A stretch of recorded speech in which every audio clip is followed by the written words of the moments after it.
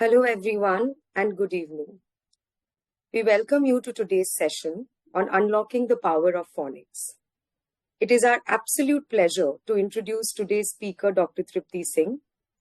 Dr. Singh holds a PhD in physics and is a valued member of Cambridge's professional development team. With over 25 years of experience in the field of education, she has taught in many Indian universities and authored numerous books for both national and international publishing houses.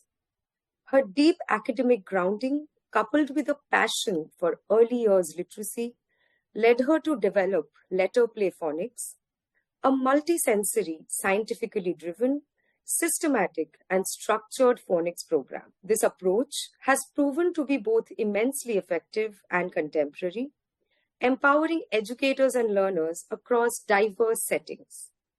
Today's session is the first in a special series on phonics, carefully designed for a global audience of educators.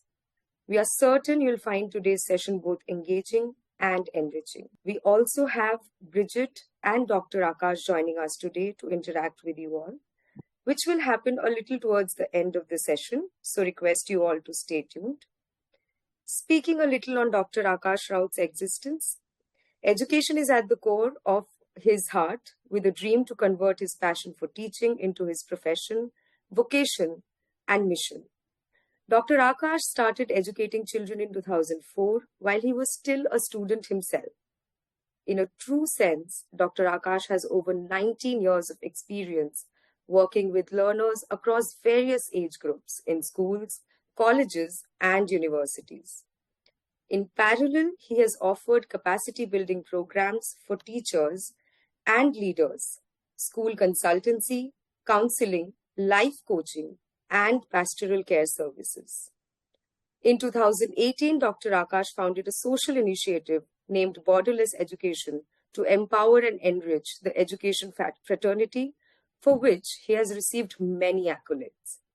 Dr. Akash's work experience is rich and varied, which includes National Curriculum of India, British National Curriculum, Cambridge International Curriculum, International Baccalaureate.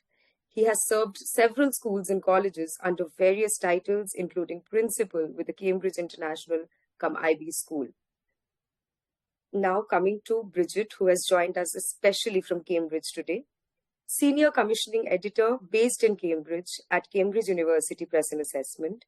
Bridget has commissioned the Cambridge Early Years Resources and is working with the team on the new Cambridge Phonics and Handwriting Scheme. Bridget has joined us today to especially talk about this endeavor of hers that she's working on with her team. I now hand over the mic to Dr. Tripti to carry on the rest of the session for all of you. I once again welcome all of you and Dr. Tripti, Dr. Akash, as well as Bridget. Good evening, everyone, and thank you, Sohini, for setting such a thoughtful tone. And it's a pleasure to take it forward from here. And before we begin the technical side of today's session, allow me to take you back to a memory, a small one, but one that changed the way I used to teach. And there was once an educator I deeply admired, not just for her knowledge, but for the way her voice captured attention. The moment she spoke, the room stilled. Her words were clear, her tone engaging, and every sentence had a rhythm that just made you want to listen to her again and again. All the time, I often wondered that what makes her language feel so powerful, so connected. Years later, when I became an educator myself, I discovered the answer. It wasn't just her vocabulary. It was how she spoke. The clarity, the confidence, the precision of each sound. Her impact wasn't accidental. It was built on a strong foundation of sound awareness and articulation.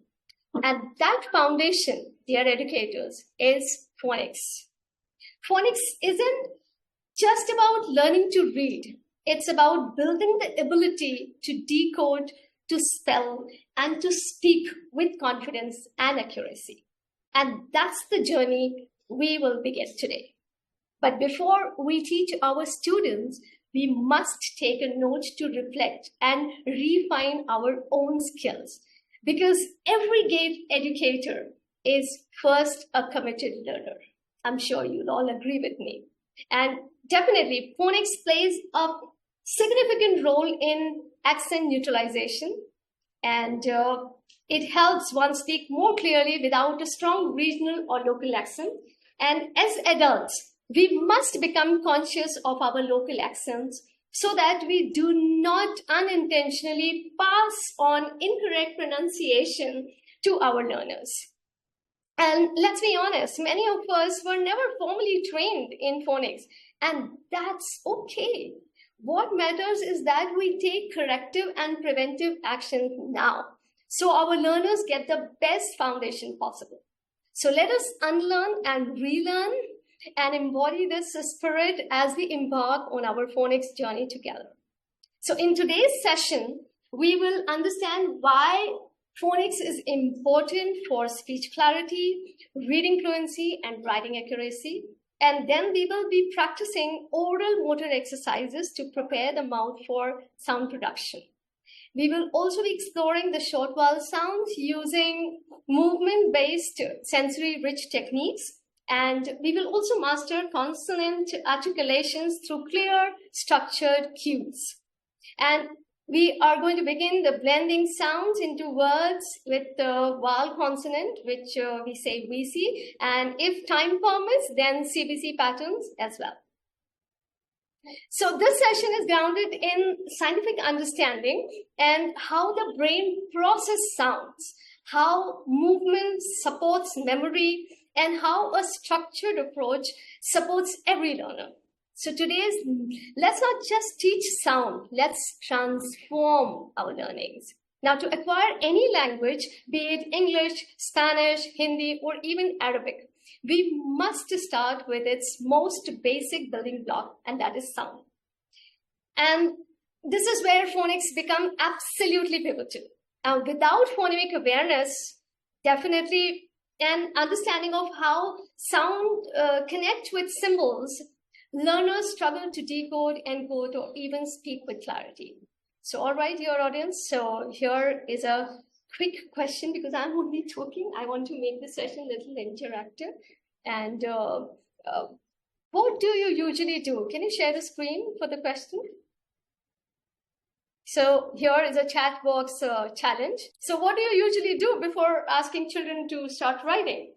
And go ahead and type your answer in the chat box. Okay, it's okay. No, I'm asking that what do you do for when you ask children to start writing? Okay, finger warm up. Yes, of course. Okay, air articulation. Correct. Okay, sensory plays. Okay. Okay, finger gem. All right. Okay. So absolutely, you all are absolutely correct. You know, we don't ask them to write straight away. We first engage them in rewriting activities like threading beads and working with clay or tracing lines to strengthen their fine motor skills and prepare their fingers for writing. Yes, of course, that is there. And now think about this, that when we expect our children to speak clearly and confidently, shouldn't we also prepare their mouth muscles the same way? Yes or no? I'm sure. Yes. And that's exactly where the oral motor exercise comes into play, and also known as facial muscle strengthening exercise. And these are incredibly helpful, especially for children who do lisping, who mumble, or sometimes mispronounce certain sounds. So just like we warm up the finger before writing, we need to warm up the lips, our tongue, our cheeks, and of course, our jaw before diving into phonics and speech work. It's simple, fun, and highly effective. And we are going to try a few together right now. So my wonderful viewers, join me now and don't just sit there like a quiet little professors. We are about to jump into some fun, action-packed activities and follow my moves give it your best shot, and let's turn this session into a learning party that you won't forget. So are you with me? Great. So let's do the first exercise. That is, you can give the balloon to your babies, and just in case if you don't have them, we can do without that as well. So we are going to inhale deeply and blow out as if inflating a balloon. And we're going to do it 3 times. So just repeat after me. So let's take a deep breath 1 time. Next time, again, inhale deeply and blow out as if you're inflating a balloon. So 1 more time to go. Great. I'm sure that you must be doing these exercises. Now, this exercise will build breath control and lung capacity, and it will help say long words like hippopotamus, or any other word you can write in the chat box, any big word, okay? Then we can do the next exercise, that is lip stretch and smile. So what you need to do here is stretch your lips forward like a fish and then a wide smile. I'll come a little closer to the camera. So I'll stretch and then smile. Stretch, smile. Yes. So let's do it 5 times. 1 time, 2nd time, 3rd time, 4th time. Again, you have to just make it like a fish bounce, like run. So this exercise basically improves lip flexibility, and that helps clearly say the letters like huh. Yes, pomegranate as well. Pudding, moo. So let's do the next exercise. And here it is tongue push and roll. So you have to push your tongue against your cheek like this. 1 time this side and then this side. Let's do it for 10 seconds. I'm sure I'm visible to each one. If not, please do let me know. Correct. And now we're going to just roll it in a circle like So we'll touch the tip of our tongue. We are going to touch it to the palate and then to the incisors. So palate and then incisors. Palate, incisors. Palate, incisors. Correct. Right. So this exercise will build the tongue strength, and it is useful for saying the letters like, let's do the next exercise. Okay, fine. I'll just do that. Someone is asking to do. Okay, tongue push exercise, just that. Side to side against your cheeks. Correct. And then to your palate, up. And then to your incisors, front teeth. Okay. All right. Let's go to the next one. And this is my favorite one. And here you have to puff air into your cheeks and shift it from side to side. So it's like this. Come on, do it 4 more times. Yeah, correct. So this enhances oral pressure control and great for words like bubble, baby, bottle, paper, puppy, pop, papa. Correct. Now the last exercise, that is, yes, basketball. Correct. So let's do this. This is jaw massage. So open and close your mouth gently while massaging the joint. Like it's like this. It's like this. Open, close. And then just massage a little bit over here.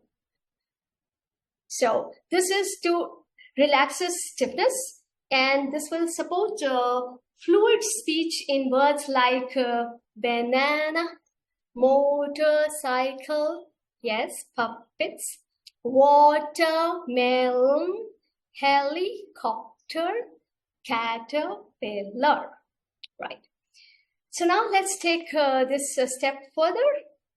And now that we have done a mini face yoga to wake up our speech muscles, let's gear up for some more fun. But before we jump into phonics, there's one more important step, and that is someone actually wrote in the chat box, that is tongue twisters. Yes, you're correct. So can you tell me that why should we do tongue twisters? Again, there is a chat box challenge. I'm waiting for your answers. Okay, for vocabulary. All right. Okay. For control, exercise. Great. Okay. All right. Clarity of sound, yes. Fluency. Build confidence, yes, of course. Okay, so tongue twisters are not just silly fun, they are actually brain and mouth workouts. So scientifically, they help improve articulatory precision, basically, and such speech motor planning. This means they train the brain to send clearer, faster signals to the tongue, lips, and jaw, and making it easier to produce sounds accurately. So before we expect children to read and blend sounds like s and sh, we help them gain control over those sounds. And through repetition and rhythm, that's why tongue twisters are the perfect warm-up before phonics, like stretching before running. So for those who find tongue twisters a bit tricky, I have a special surprise planned towards the end of the session. So don't let me forget, remind me if you'd like to be part of it. Okay, so I leave it to you. All right, so let's do some tongue twisters. Please share. You can read those tongue twisters. If you don't want to, then I'll not share the screen. You can repeat after me. So do you want me to? Okay, she has already shared. Okay, so the first one is a proper copper coffee pot. Say it faster now. A proper copper coffee pot. A proper copper coffee pot. Now this is sound we are focusing on p and k because these are a little tricky. So that builds control on plosives sounds and improve breath release, basically. Let's do the next one. So these are for fricatives. We have stops, fricative, and effricates and liquids. We'll be talking about it in the next session. Just now today, I want to keep it a little easy for you all. So next one is she sells seashells on the seashore. Come on, try. And here in this, we are focusing on s and so these are called sibilant distinction. Sibilant means the hissing sound which you hear. So to practice that with the children, I think these kind of tongue twisters are very good to have control on sibilant and airflow control, basically. Next one, that is Fuzzy Wuzzy was a bear. Fuzzy Wuzzy had no hair. Fuzzy Wuzzy was very fuzzy. Was he? Yeah. So this improves clarity in voiced and voiceless fricatives. I'll talk about fricatives, as I said, voiced and unvoiced and voiceless. All that we are going to do it in detail. Let's just practice this. And the last one, that is Charlie chewed a chunk of chewy chocolate cheerfully. Charlie chewed a chunk of chewy chocolate cheerfully. Practice, practice, practice. This will improve your jaw-tongue coordination and articulation fluidity, basically for ch sound. And the last one, red lorry, yellow lorry. Red lorry, yellow lorry. So this will train your tongue movement to handle complex liquid sounds. Liquid sound like this. So always start. Now one tip I want to give you here, that always start your tongue twisters slowly and then gradually build up the speed. But remember, clarity comes first. And now that we have warmed up our mouth muscles and turned our ears to tricky sounds, we are ready. Oh yes, there's one more tongue twisters coming. Yes. Great, great. So we are ready now to move into the heart of phonics instruction. So without further ado, let's begin decoding, encoding the magic of phonics. And we'll explore not just the sound and rule, but also the strategies to help us and our children. And let us take a moment to understand what we really mean by structured phonics. Now here, it's not just about teaching children letter sound, it is about how we teach them and in what order. Order is very, very important. So structured phonics basically follow a clear cumulative sequence. And we don't throw letters and sounds children randomly. We build them up step by step. And we begin with the simplest, most frequently used sounds, and usually short vowel sounds and high utility consonants, and then move towards more complex patterns like blend, tigraphs, trigraphs, and our control work, and so on. So let us start again with your chat box challenge. Okay, I'll ask you that just type a word, or can you think of one English word that doesn't contain a vowel? Take a moment and write that word. Okay, I can see cry, shy, spy, try, great, rhythm, great, wonderful. All right. So that's very, very interesting. And I know that you are typing this all, these words like cry and Jim and him. But here's the fun part. They still have vowel sounds. Why? This simply indicates that we cannot, because here Y is acting as a vowel. So Y is acting as a semi-vowel. So here we have 5 vowels, and the 6th one is Y. Whenever it is used towards the M, it is treated as a semi-vowel. So this simply indicates that that we cannot make a syllable without a vowel sound. So vowels are the heart of spoken language. They give sounds to every word we say. And that's why in our phonics journey, we begin with vowel sounds before consonant. So this is the technique which I'm giving you, that never introduce consonant sounds or in sequence A to Z. Always remember to teach vowel sounds first. And now that we have understood why vowel sounds comes first in phonics, let us look at how we can introduce them in a way that's memorable and meaningful for our young learners. But we won't just say them. We will make it experiential and action-based. And let us try it together.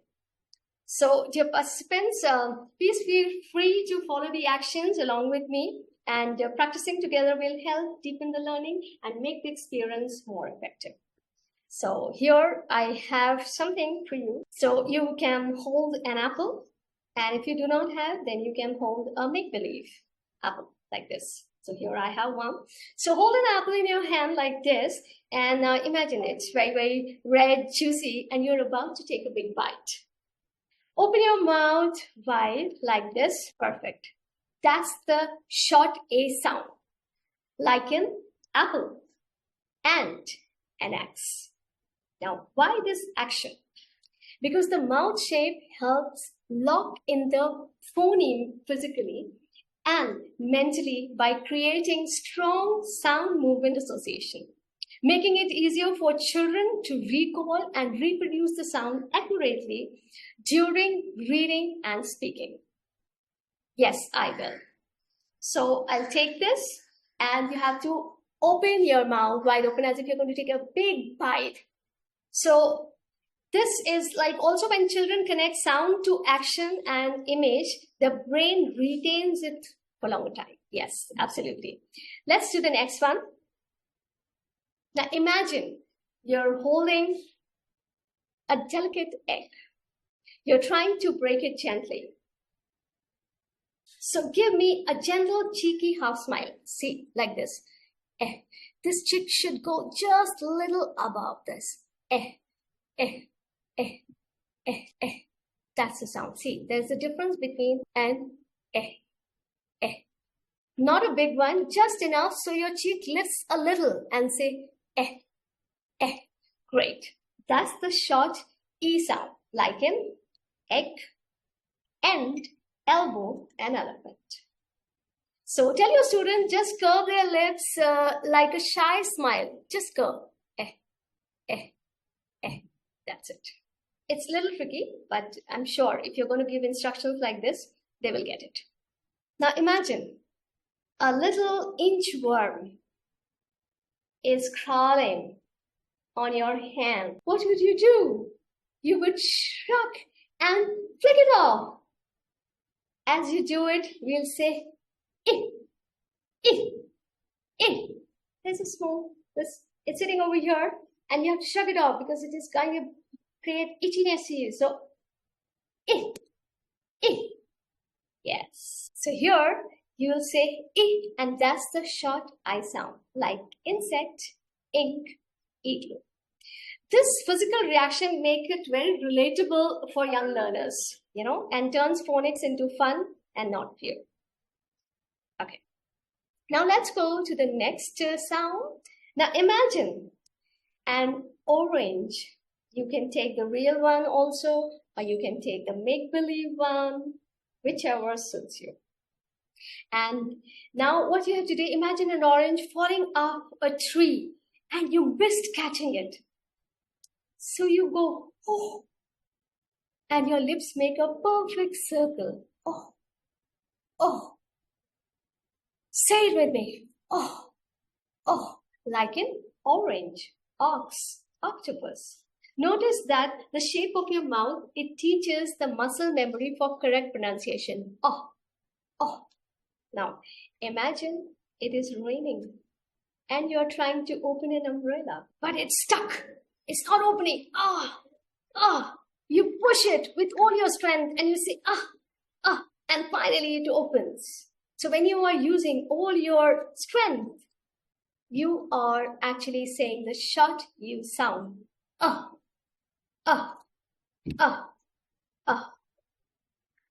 Let's say it together.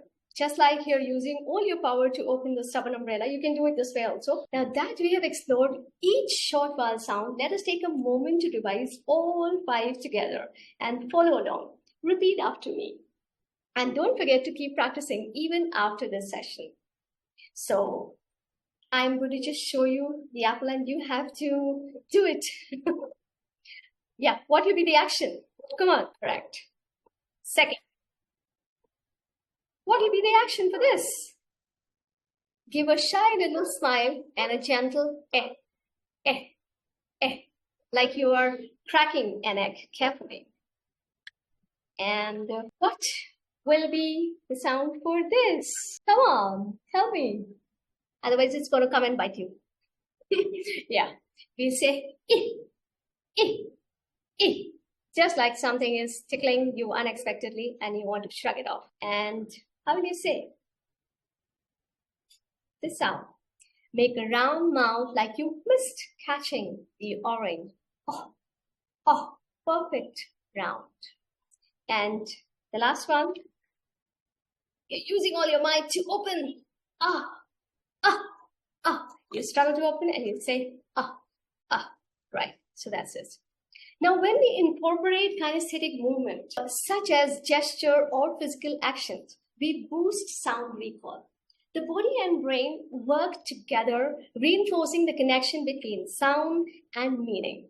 And when we add imaginative scenarios like biting into an apple or shrugging off an inchworm, abstract sound becomes real and relatable.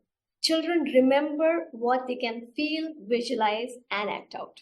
And above all, it's fun. And when the learning is fun, it becomes definitely very, very meaningful. And definitely, according to study also published in Journal of Educational Psychology, children who receive systematic phonic instructions significantly outperform their peers in reading accuracy and comprehension. And when you pair phonics with multisensory engagement, the retention multiplies.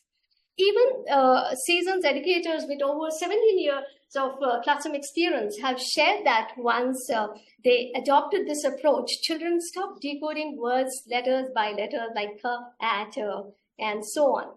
And that's the power of well-sequenced, research-backed multisensory phonics program. Yes. So what comes after vowel sounds? Can anyone guess? Okay. So once the children are confidently producing and recognizing the pure vowel sounds, we move on to consonant sound. But remember, we should teach the children sound a letter make and not its name. Why? Because when blending is the sound that helps them read, not the name. Yes, we'll be doing the consonant. So for example, if a child learns the name, what's this letter? If he learns like T for the letter T, they might try to add. So if I am going to put this together, they will read like T, not at. Because you have got them introduced to the name. So that is why it's very, very important that we should teach them the sounds, not the name of the consonants. And with that, we are now ready to learn the sounds of the consonant letters one by one. Okay, so and again, don't forget to practice along with me. Okay, so let's do it. So how will you say the sound for this letter? So press your lips gently together and then pop them open. The sound you hear is voice sound made with the lips. Correct. This sound. Lift the back of your tongue and push out air quickly. That makes the k. So you have to lift the back of your tongue up and then push out air quickly. Yes. So this is unvoiced sound from the back of the mouth. And this. Tap your tongue behind your top front teeth incisors and make a quick sound with your voice. Duh, duh, duh, duh. This is the voice sound using the tongue and the teeth. Now what you need to do is, here you have to bite your bottom lip like this with your top teeth and blow out air. That gives you yes. So this is the unvoiced sound using air passing from the mouth. Again. Now. This. Lift the back of your tongue and use your voice to make a deep, strong sound. Lift the back of your tongue and say k, k, k. Voice sound from the throat. K. Yes. Now, open your mouth and just breathe out gently. So just open your mouth and breathe out gently. That soft breath sound is unvoiced sound and just air from the mouth. You have to push the air from the mouth. This, okay. Sorry. Now, for this, you need to push your tongue up near the roof of your mouth and let out a bouncing sound. Okay? Just push your tongue up near the roof of your mouth and let out a bouncing sound. Ch, ch, ch. Yes. So this is the voice sound made with push of air. Ch, ch. Yes. Yeah. So this, lift the tip of your tongue behind your top front teeth and let the sound flow out. Yes. So this, close your lips and hum softly through your nose. Yes, I'll take that. I missed K. Thank you for reminding. Yes. So close your lips and hum softly through your nose. This is the voice nasal sound. So here I'll take, now here. Touch your tongue behind your top teeth and hum through your nose, not through your throat. It's now press your lips tightly and let out a small burst of air. And that's the, press your lips tightly and then let out a small burst of air. Right, yes. Say, and now here, this, qu, qu, qu. Here, k sound and w sound. Together, we have to say it very quickly by rounding our lips and pushing the air. So these are the part voiced, part unvoiced, depending on emphasis. This, you have to say it like, curl your tongue slightly back and let your voice come out strong. Like, curl your tongue and slightly back and let your voice come out strong.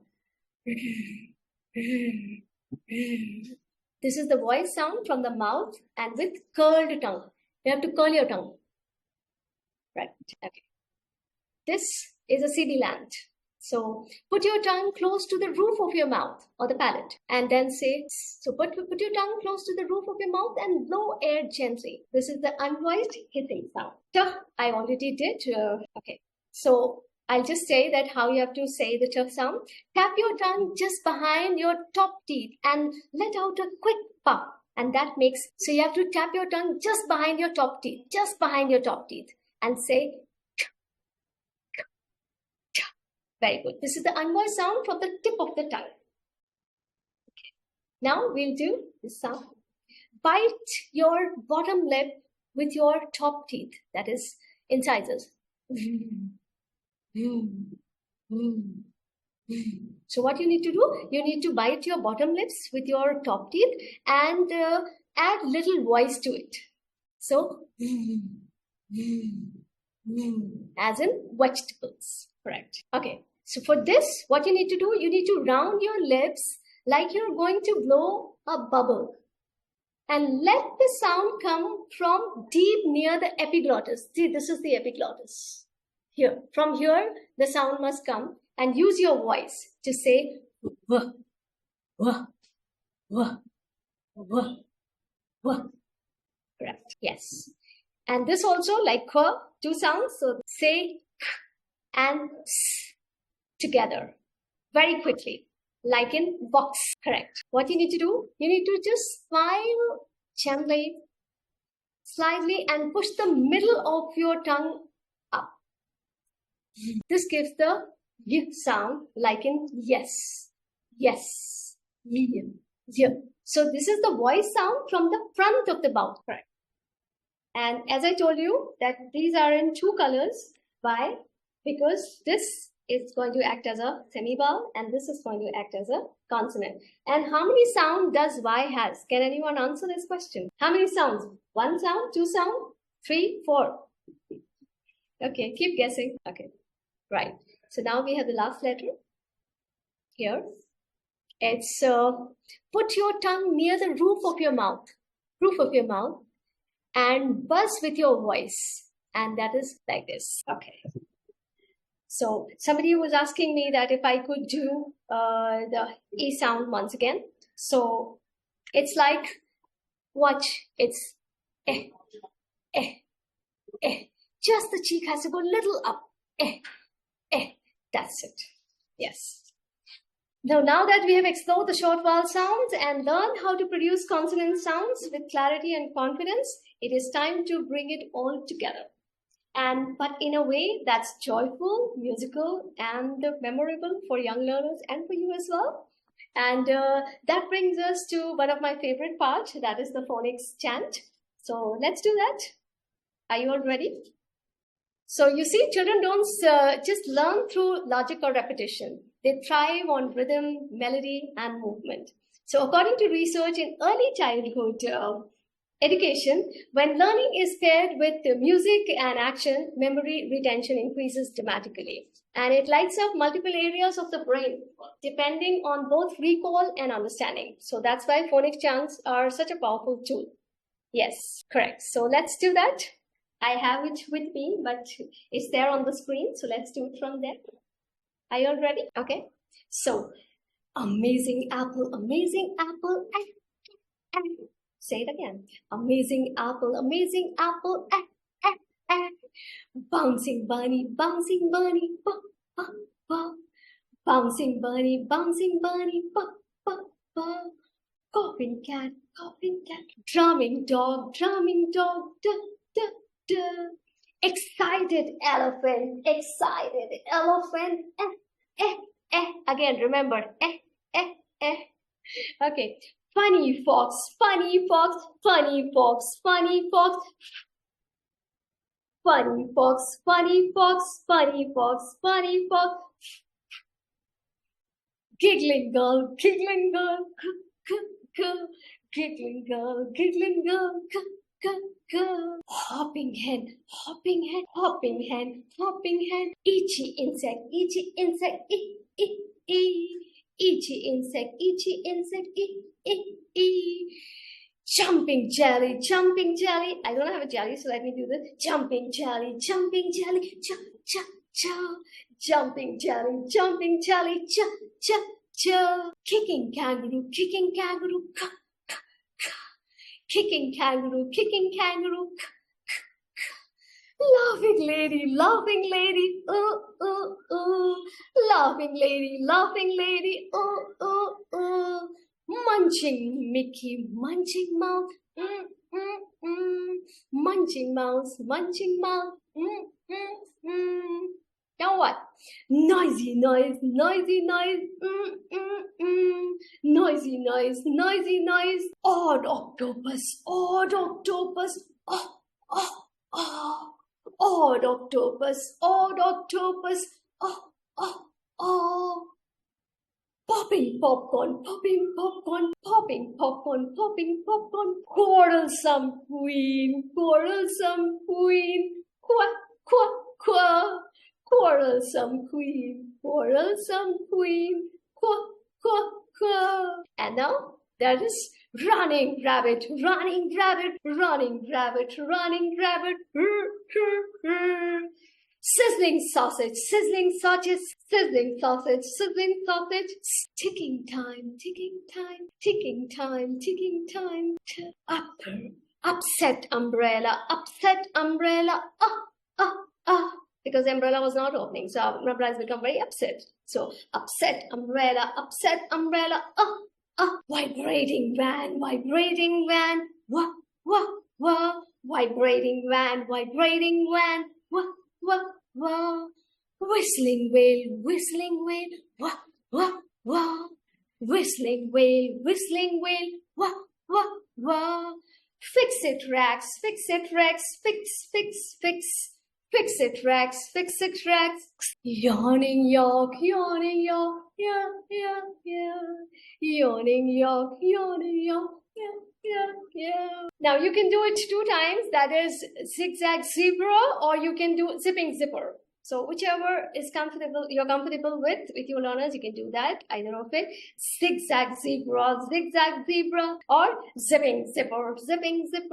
Okay, you should do this. I will share this with you all. No worries. Okay. So now that the children are familiar with both vowel and consonant sound, it's time to take the next logical step, introducing we see words. And these are simple 2-letter words. We can do that. And how to do it, let's see. Okay. So what you can do, I don't know whether you can see it, but you can see, right? So, do I have So can you see small a? I have this. And once you've done this, suppose the children, if they find it little difficult to do this, so we can do the multisensory approach as well over here.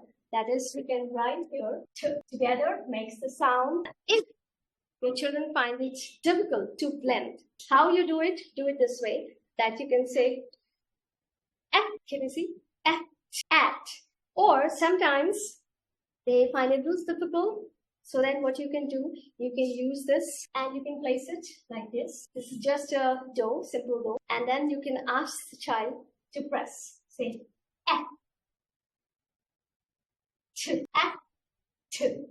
And now we're going to mix this, blend it together. So we have got this, place it like this. And then you can do it again. Let the child press. Yes, I have one child here. And. So once when they are doing this approach, it becomes much easier for the children to remember these sounds because you are giving them the multisensory approach. So this is how you can do. Of course, you can do with sound buttons, you can do with play and stuff like that. And then once they are done with these kind of things like at, and, ag, you can do various series with them. Of course, that we will do it in the next session. So, but I can show you a little bit of assessment you can do over here. That if they are, okay, if they have done this at, you can just put one consonant over here like this and ask them to read. Yes, at, cat. We are going to do this in the next session, but due to paucity of time, I will have to just take a pause here. And I want to end this session with one rhyme, because I told you that if you're not comfortable with you can say this tongue twisters, I have a surprise for you. So just take 2 minutes, and I have one person joining me for this. Cheer. Say hello to everyone. Hello, everyone. Okay. Yes. So let's sing this. Kookaburra sits in the old gum tree, merry, merry king of the bushes he. Laugh, kookaburra, gay your life must be. Kookaburra sits on the old gum tree, eating all the gumdrops he can see. Stop, kookaburra, stop, kookaburra, say something for me. Kookaburra sits on the electric wire, jumping up and down with his tail on fire. Ouch, kookaburra, hot your tail must be. Thank you. Great. Thank you very much, Dr. Tripti, for that amazing session. I can see so much love coming through in the chats. I'm conscious we've not got very much time yet, and I'm quickly going to share my screen to talk a little bit about Cambridge and what Cambridge are doing for phonics. So, yes, see my screen. Great. So, let me go on to the next slide. Can everybody see this screen okay? Yes. Brilliant. So just in the last few minutes, I wanted to come and say here at Cambridge, we have been really engaged in Cambridge early years and really passionate about phonics. And I just wanted to end this session by saying that in September 2025, Cambridge will be releasing phonics and handwriting framework as part of the Cambridge Early Years programme on the School Support Hub. And then in the first half of 2026, we'll be releasing phonics and handwriting resources to support the framework available to purchase separately. So these resources have a lot of the aspects that Dr. Tripti was talking about in this active, playful learning, use of song, stories, actions, but it also combines handwriting teaching with this as well. And there'll be phonics and handwriting, learners' books, flashcards, print and digital teaching resources, of course, with the all-important professional development online course too. So keep an eye out for that. Yes, the framework will be added to the School Support Hub in 2025 in September, and then in 2026 we'll have the resources out. So yes, hopefully you can see this. The Cambridge Phonics and Handwriting Framework is being developed to be used alongside the Cambridge Pathway and the rest of the Cambridge Early Years subjects. And we've designed it to fit in this holistic approach with Cambridge Early Years. So our phonics will go from Early Years 1 to Primary Stage 2 for children following our English as a First Language programme, and Early Years 1 to Primary Stage 4 for English as a Second Language learners. And it's all about the pace, so the English as a Second Language learners will go slower through the scheme. So yes, the Cambridge Early Years programme fee includes access to the phonics and handwriting framework, and general guidance about effective teaching and learning in phonics. And then, like I said, teacher resources and learner books will be available at an additional cost. So that's a very, very quick whistle-stop tour, and hopefully you could see the screen okay. There's 2 minutes left. I'm not sure if we want to go, Dr. Akash, to questions.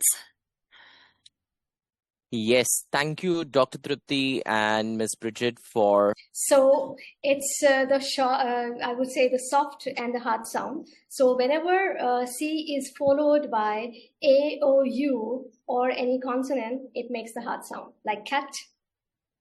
So A or U. And whenever C is followed by I, E or Y, then it makes a soft sound, that is city, circle, and so on. So I would say that it's all about the preferences, and both of all the approaches have value. It's about choosing what suits best for your learners. That I already answered, in fact. So I would love to answer this question, and of course in my subsequent sessions you would definitely get this answered, because I have various strategies planned for it, and I'm sure children will resonate better, because I have already done a lot of research stating that how we can make them a verse reader by just introducing them to the sound. So the child who was singing the rhyme, he was just I would say 2.5-year old, and you give him anything to read and he can do that. So it's all about that, how you make the approach. Okay. So of course A to Z is that we have made this order. Otherwise we can teach Z first and T first, it's all about that, as I said, that whichever way your children are comfortable. So if you're doing the standing line, if they are comfortable, so then teach all the letters which comes with the standing line, and then slanting line, and so on and so forth. Of course, I'll be taking this also in my next session. Fine. So to unfold this, of course, you will have to see the next session, but Y has 4 sounds. Yes. So see, the trick, as I said, that multisensory approach is the best way doing it. And as I am going to take this, so I don't want to reveal the secret, but certainly these tricks, we need to do it with lots and lots of, like, suppose tricky words. I have it, like I can show you. So we need to have these objects with us. That is going to help. How? Yeah, I'll be sharing that with them. However, I'm happy sharing with So Dr. Tripti has the patent. Oh, that's the reason we did the tongue twisters. And I told you the sibilant is something which we need to do it with them. So I said there's no sequence. It is just that no one size doesn't fit all. It's that simple. Okay, so here again, I would say that we should have the structure and of course segment it for different grades. However, if some child is showing that, becoming prodigy, then why to stop the learning? We have structured this going forward is very much being aware of children's pace and how children in this structured way can progress faster or slower based on their needs. And it has support for assessing learners within it. So you can see when they're understanding something, when they've understood a sound or a letter, or when they haven't. So I think that's a really important question. Thank you for that. Magic bar. Because when it comes towards the end, it is silent, but it makes the short sound into long sound. Like pin, the moment you put E, it becomes spine. So I sound becomes I sound. And it also has 8 functions. That also I'm going to take. Thank you for walking this journey with me today. Your presence, your passion, and your willingness to learn and unlearn make all the difference in a child's reading journey. And that's what we are looking for. Bye-bye. See you.